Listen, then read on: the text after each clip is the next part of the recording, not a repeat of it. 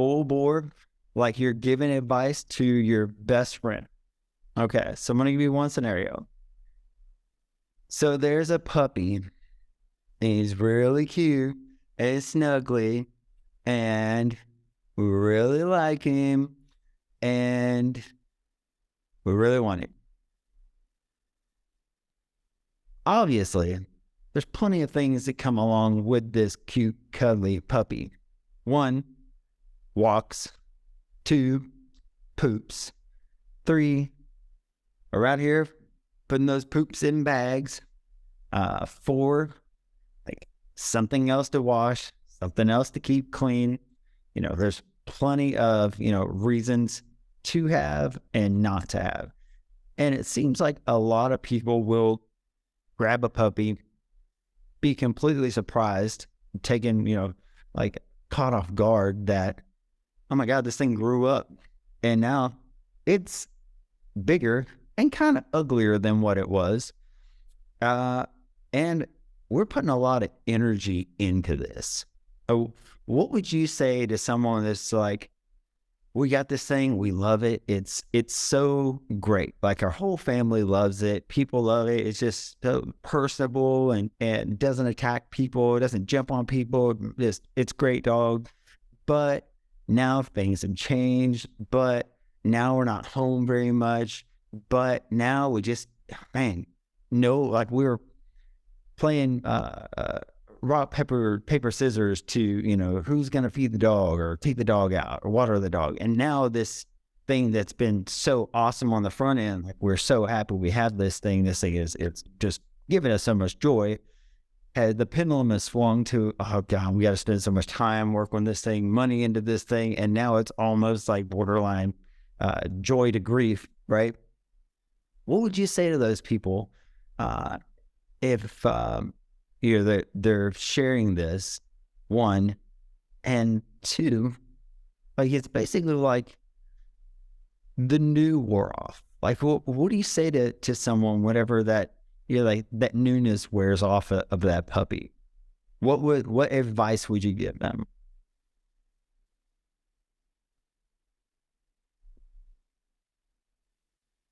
Tell them to give me the dog and I'll take it.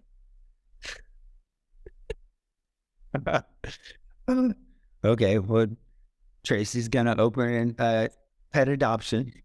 Mm-hmm. Okay, so she's open to taking your burden. If anyone has a 4-leg burden that they like to send to Tracy, she is open and more than willing to accept your burden. Okay. Anyone else? Speaking of 4-leggers. Speaking of new puppy. Here. We just got her. Just? Yeah. Yeah, I think they have both of them. Any advice is welcome. Mine looks the same. It's crazy. Oh yeah, she's the mini golden doodle. And we are not, well, I never grew up with dogs. I'm not a dog person. I'm learning. But so far it's been good. So yeah, I'm willing to hear the advice that Joel just asked for. But so far, yeah, we're all good. We're all in the new puppy love phase, and the boys are just playing her. And fluffy and small. Yeah. The thing about dogs, though, like, yeah, they like puppies are cute or whatever, but puppies are also a pain in the ass. They can't bite. They chew everything, right? They make messes. And as the dog gets older, although it may get uglier, right? Like it's trained and it's easier to deal with. Yeah. I feel like I would rather have the old ugly dog that I know, like what to expect, right? It's easier when you have the expectations already in place and it's already trained. It makes it easier. Yeah. Very true. No. Sorry, I'm at the gym. I just got done. Like I'm sitting in the area. Sorry if it's loud in the background, but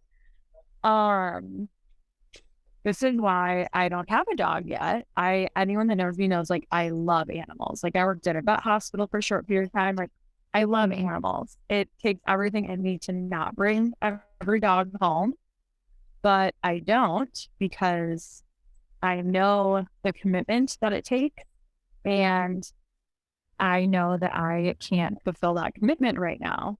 And so my advice to someone, if they then felt like, well, I didn't, now it's getting hard. I'd be like, well, I mean, yeah, did you think it was going to be easy? I mean, like it takes work.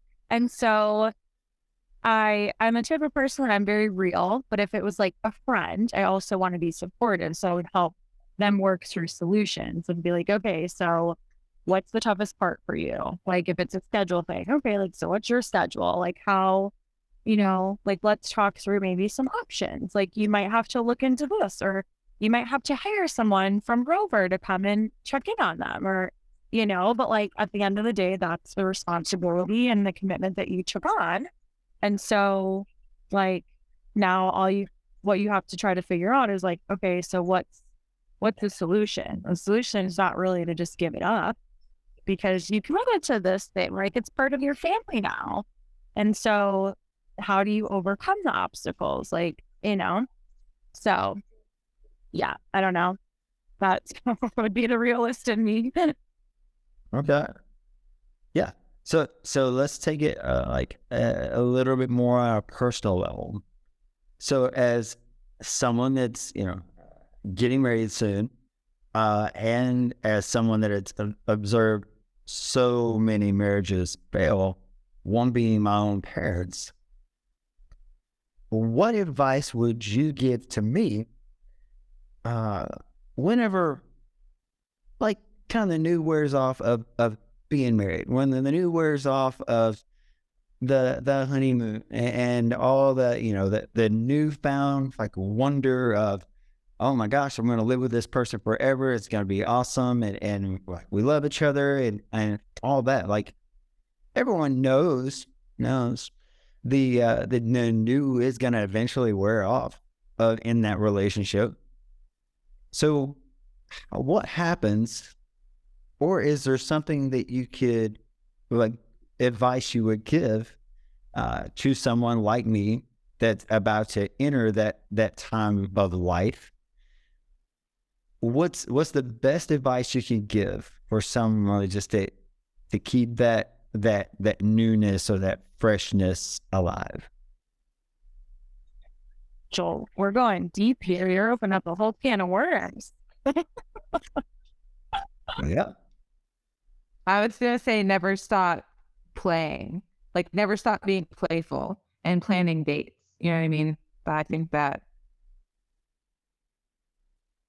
Yeah. So like date nights, like, hey, someone's going to watch these kids and we're going to get out of here and go to a place that doesn't have a dollar menu attached. Yeah. Okay. I like that. So I feel like I've kind of been there. I mean, my husband and I will be having our 5-year anniversary. We've been together for 11 years.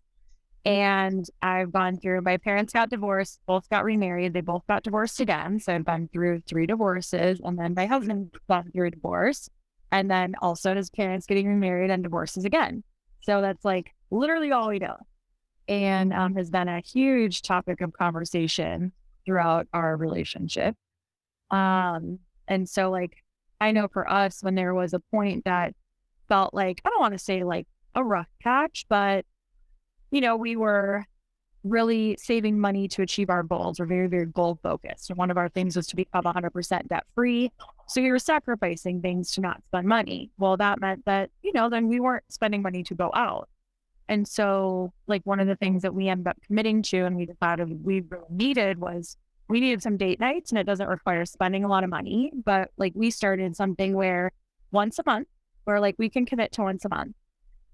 Where we have like a planned date night, and every month we would take turns. So one month I would plan it, the next month we would plan it. And it could be like a date night but it has to be intentional. So like, I know like that would be advice I would give someone, and to focus on the things that like would ground you. So, for us, like anything that involves travel really brings us together and grounds us. We always end up talking about like our goals and dreams and aspirations. We always like reminisce when we travel, and like camping is also very good for us, and hiking when we're like out in nature. So like if someone were to ask that question, you know, I would just say like it's reality. Like you are gonna have moments like that. And one, like you have to remember like what brought you two together. Like why do you love that person? And like if there's, I don't want to say like bad things, but like if there's stuff going on, right, in a relationship, like, okay, like, is it really bad? Like, or is it just, you know, it's just normal stuff that like we just got to get through. I think there's so many things that people can try. Like, you know, I talked to a therapist at one point in time because I think I just want an objective perspective, right? So I think it's just continuing to work through things as long as, you know, it's not a detrimental issue that's happening, and it's just truly that like, you know, just like the time and the newness wearing off and whatever. I don't know. That's my thoughts. Mm-hmm. Yeah, I like that. There's definitely an interesting perspective because like my parents got married, got divorced, remarried, and they got divorced when I was 35. And I never thought that I would take it as hard as I did. And it was rough. Like I was very I was astounded at the level, like the depth of the impact at 35 years old that my parents got divorced. So that's you know, my situation, like Matt and I were together for like, I don't know, over 20 some years. We were together 5 years before we got married. We were married 17 and I just got divorced this year. But like, I felt like staying in my marriage was actually going, like, would affect my daughter worse, right? Like, I feel like I was modeling such a terrible relationship for her that I felt like I don't want her to grow up with that and think that that's a normal way, like a normal relationship. And I come from a family where my parents are still married. My grandparents, both sets, were still married. So we're talking over 60 years for each of my grandparents, and my parents over 5 years.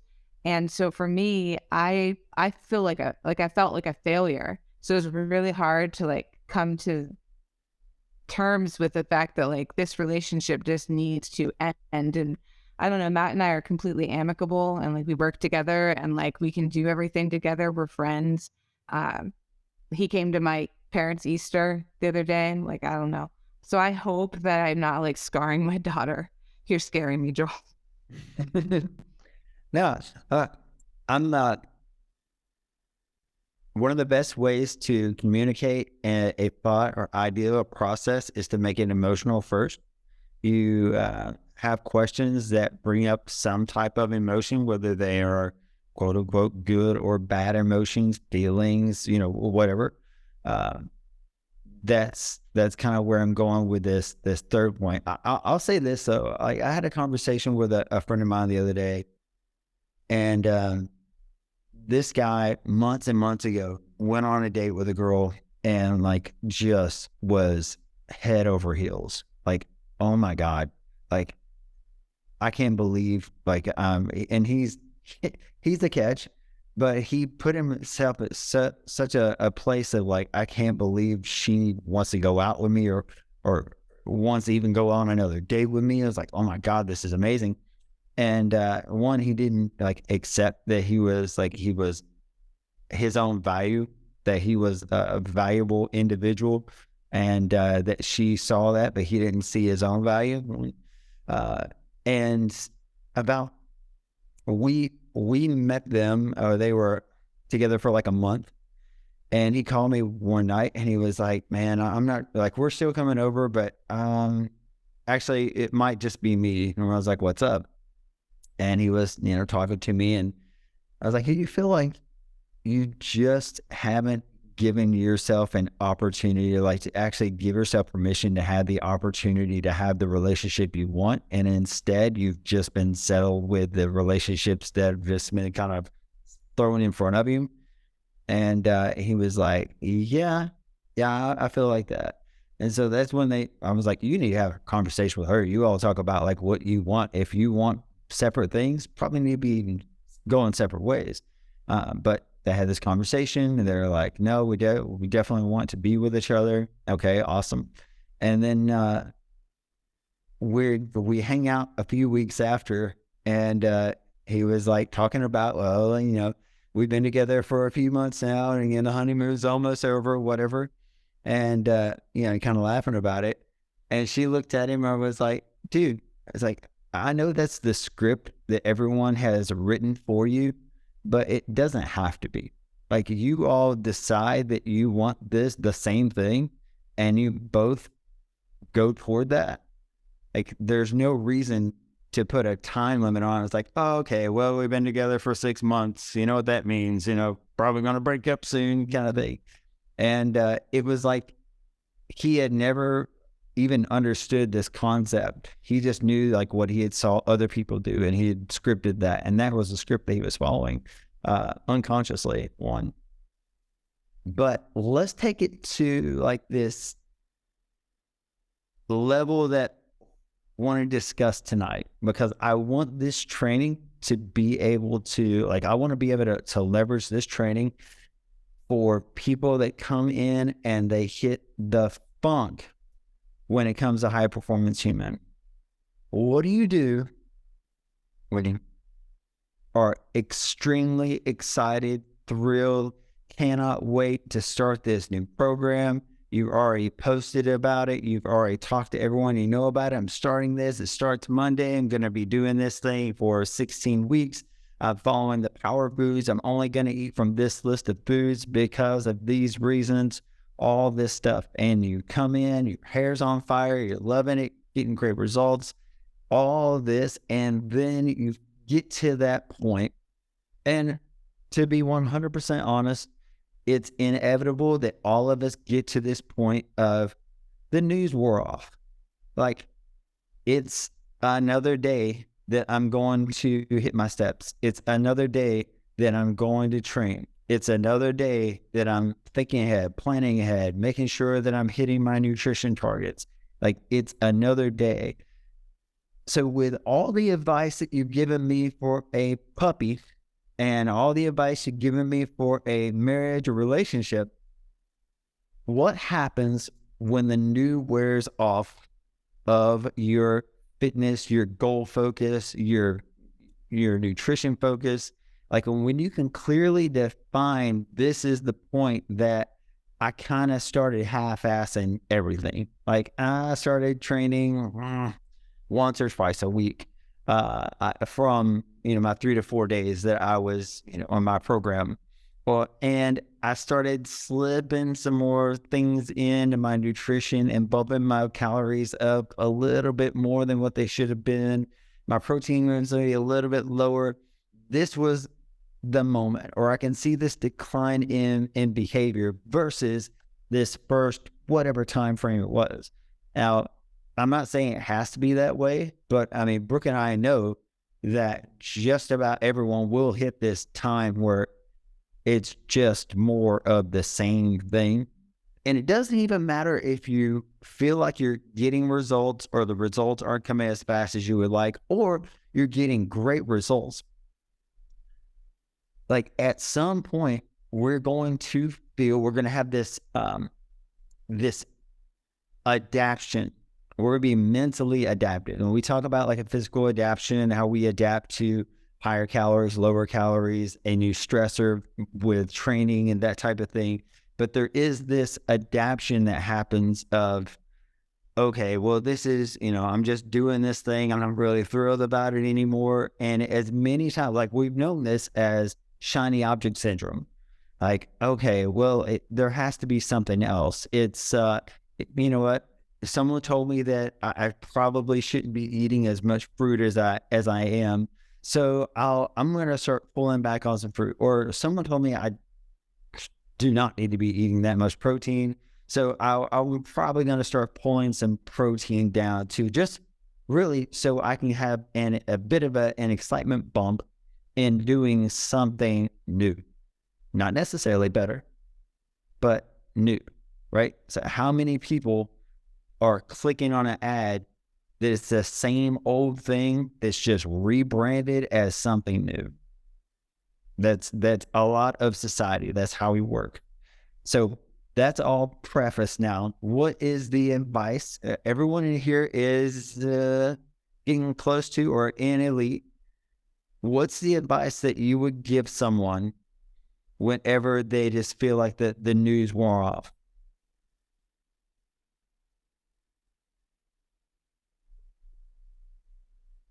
Mine would be stay close to the fire, stay close to the excitement. Like the advice that I was going to give earlier with the relationship piece was to surround yourself with like married couples who are happy and not like, I don't want my husband going out with a bunch of his single friends, because that's not in alignment with like, you know, with our relationship. We are much happier spending time with other happy married couples. So I think the same thing would go with the advice of that newness wearing off, is stay close to people who, like you said, are running the same race as you, because that is going to keep you accountable and keep that energy going for yourself. Mm-hmm. That safe space. Yeah. Your identities align, right? So that's like we talk about, like being in the same race at the same pace. You can be in a race with someone, but if you're not pacing the same as them, like you're not aligned to their speed, to their cadence, then you're going to notice a discrepancy in your outcome, right? I think you bring up a really good point. Like, hey, we're married. I don't want my husband, going out and hanging out with his single friends all the time.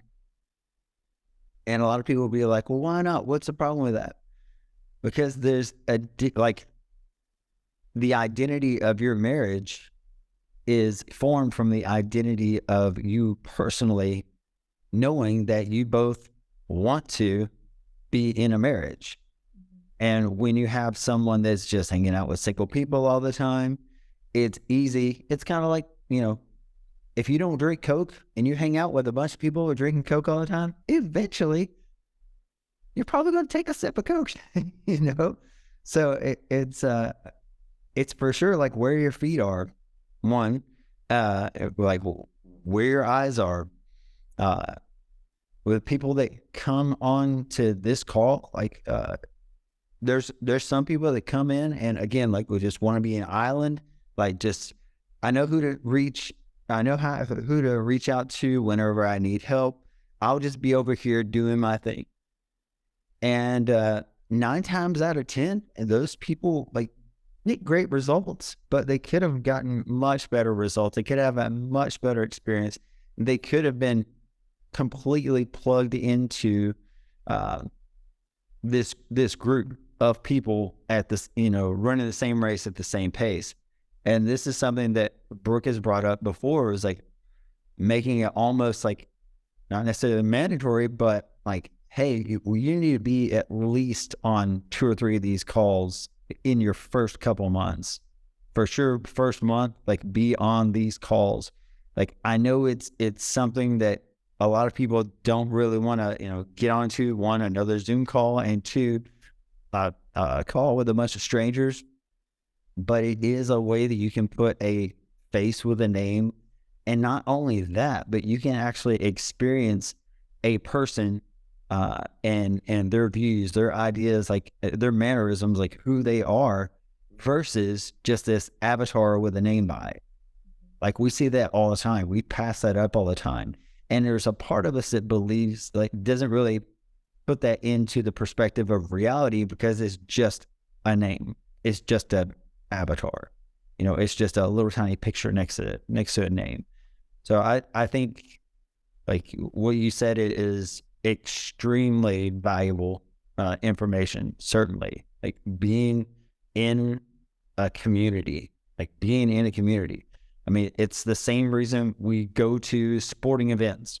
Like we're rooting for the same team. It's the same reason that we go to church, because we want to be in that community of fellow believers. You know, it's the same reason we do a lot, like who we are.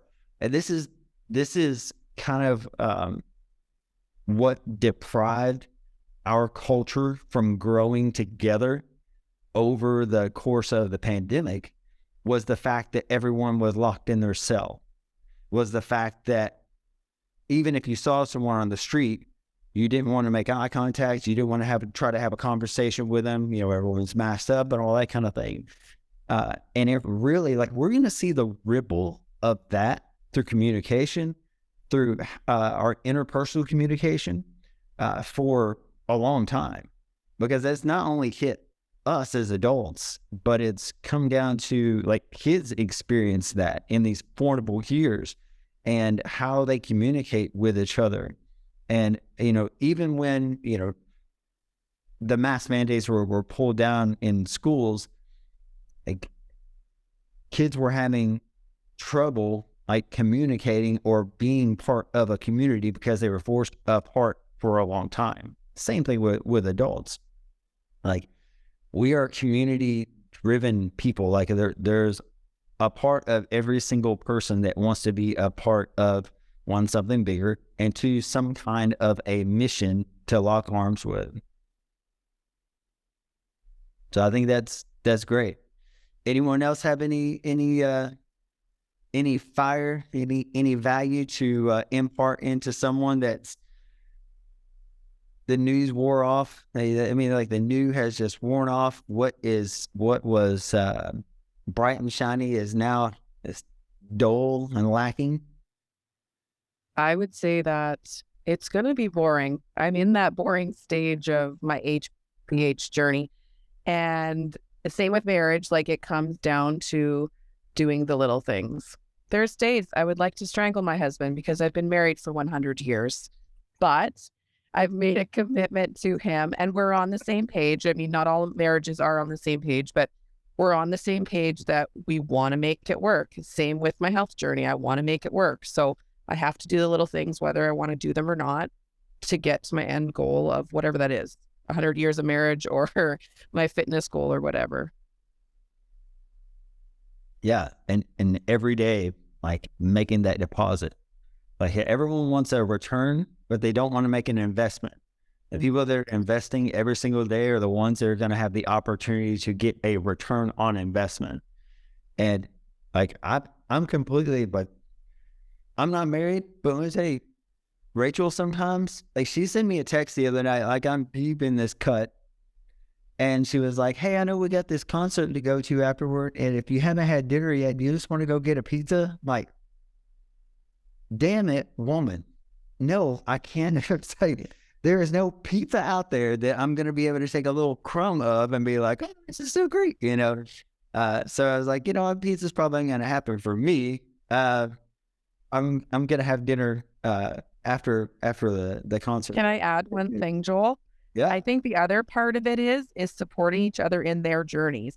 So if you want to not eat pizza and she wants to eat pizza, you both have to be on board with that.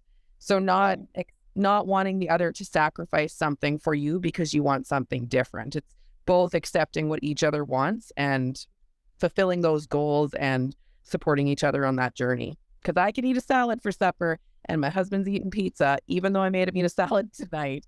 But there's days where we're not on the same page, and that's okay. Yeah.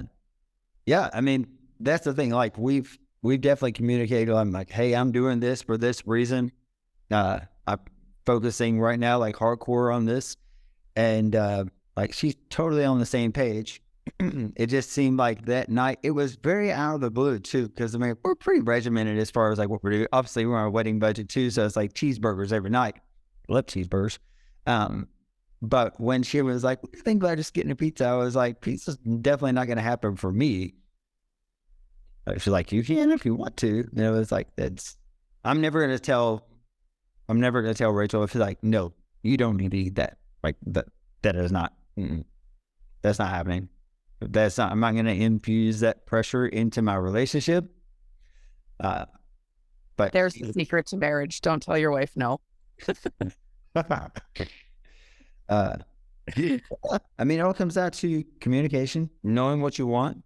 And, there's so many people, like, I think we all know someone that has been on so many different diets and followed so many different workouts or whatever. And they're always doing something new. Like every time you see them, this is the new thing. This is the new thing just came out.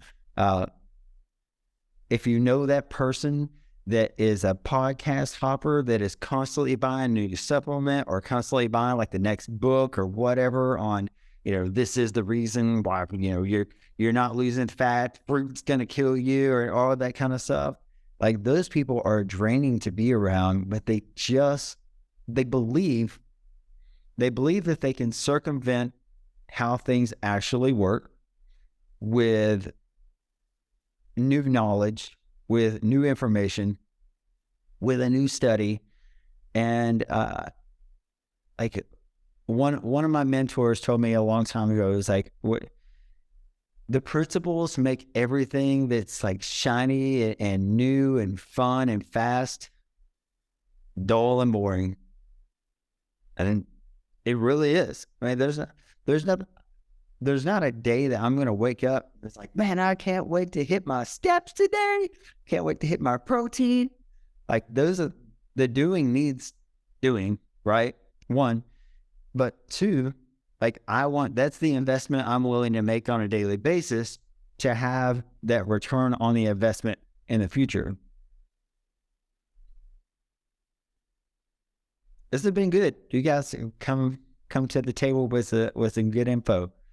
Super Coach Brooke, I'm gonna call you out. What do you say to a client that has just hit the funk wall and the new has absolutely worn off? Yeah, but see, I take it back to what I said about the dog, right? Because I feel like you just lean into that it's easier now, right? Like you just follow your routine. It's easier. Like just like with the puppy, right? It's hard when it's a puppy. When it's a dog, now it's trained. It's easy. So like, yeah, it might suck, right? Doing the same thing every day, but it's easy. Don't make it harder than it needs to be. Find your fun somewhere else, I guess. Right. So you're capitalizing on momentum. The fact that you've already been there, done that, you know how to do it. You've got a plan to follow.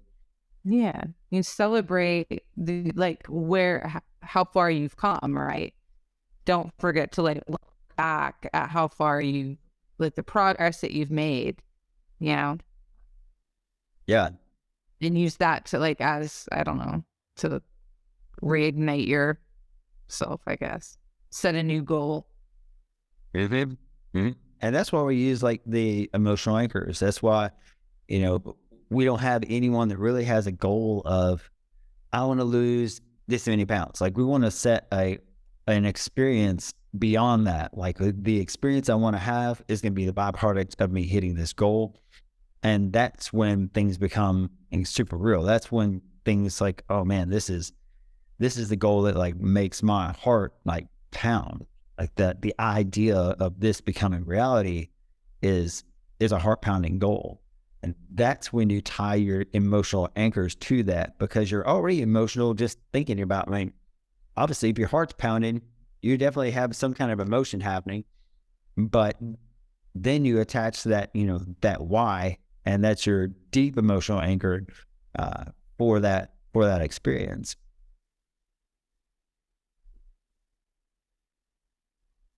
Maybe also finding out what habits they have in place that's creating the resistance and making it maybe something that's not a natural process for them. Like Brooke was talking about the simplicity of it because it's in place already. Like for me, I think last time I said it was becoming more difficult because I was getting more busy. And so then it was okay, now I have to go back and figure out what can I do to make it simple again. And so maybe it takes some dissecting on their daily habits and finding out what are they encountering and what are they doing that's making it so difficult to stay consistent with it and not a seamless process. Yeah. Yeah. So sometimes like the season of life changes and it's like, well, we just incorporated these new things into life and now schedule's a little tighter. And now I'm not really sure how to plan ahead now. And it's kind of like this program I was running over here worked perfectly for this life. But now trying to figure out how to get this program shoehorned over here into this life now. And I think there are too many people that are trying to pull things that used to work into now, whenever now is completely different than then. When we could just, etch a sketch and go back to the drawing board. I was like, okay, what is happening now? How can we plan around these things so we can stay consistent and stay on progress? So I think that's a really good point, because there is a part of us that want to take like, hey, man, when I did this 3 months ago, this is how life was. It was perfect. And I could wake up and have my coffee, and then I could go to the gym and hang out. And then I could grab a sugar-free Red Bull or whatever, Alani. And then I'd come back and I'd have a croissant. And then I could do some work on, But now, we've got this going on and this going on. And I haven't been able to get to the gym in the last 3 days. But I'm going to wake up early in the morning and go to the gym. Like, they're still trying to figure out how I can take this and morph it into, this new space. Whatever the easiest thing is, just to figure out what is happening now and plan your life around those things. Was it you, Tracy? You posted today about the food prep, like the catering or food prep. Like, I've told people that so many times.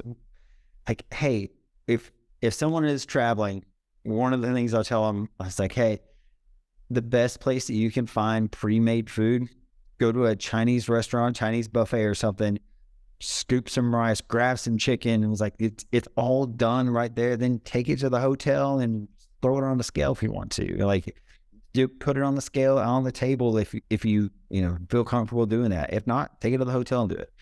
And whenever you posted that today, I was like, yes. It's like, why do people not like? Okay, you don't have time to cook for yourself, but maybe you had time to cook for yourself a few weeks ago. Now you don't. Well, you got options. You have to outsource that. That's either paying someone to cook it for you, finding someone to cook it for you. Be resourceful. Like, there are plenty of ways to get food that's not straight from a drive-through. That's where you can have control over how much of what type you're eating. So I think that's a perfect plan. Chipotle catering is awesome. Good. I'm glad you like it. That's what we're getting for the wedding. Sweet. But yeah, there's so many different ways to approach like the same goal, but we get so like narrow in, okay, well, just and inflexible, just because like we're humans, and most all of us know that we're born Play-Doh, we die Lego, which like trying to keep that flexibility in life is one of the largest factors in one, keeping the focus. Like, sometimes we're trying to strive and keep this like all brand new and like what are the new workouts and what are the like who's invented the next thing. Like, the next thing, like, it's all invented. I'm not sure that anyone's going to come up with a movement that is not in a certain plane of motion that we do not know exists now. I think we've got that covered. Plenty of people are going to try to rebrand some type of a low or no something diet. But people that are focused on and understand that you cannot circumvent the principles of food, energy, movement are the ones that in the long run are going to keep their sanity, and they're going to keep their results long term. So I'm glad you guys got to jam out with me tonight. That was a fun conversation. I know plenty of people are like, where are we going here? We started with the puppy and now we're talking about advice for marriage. But just know, to anyone that talks to people in a way of persuasion, if you can talk to someone about something emotional, get them to open up about it, you have a greater chance of having an impactful conversation that follows that than you would trying to like position this conversation that should be at an emotional depth.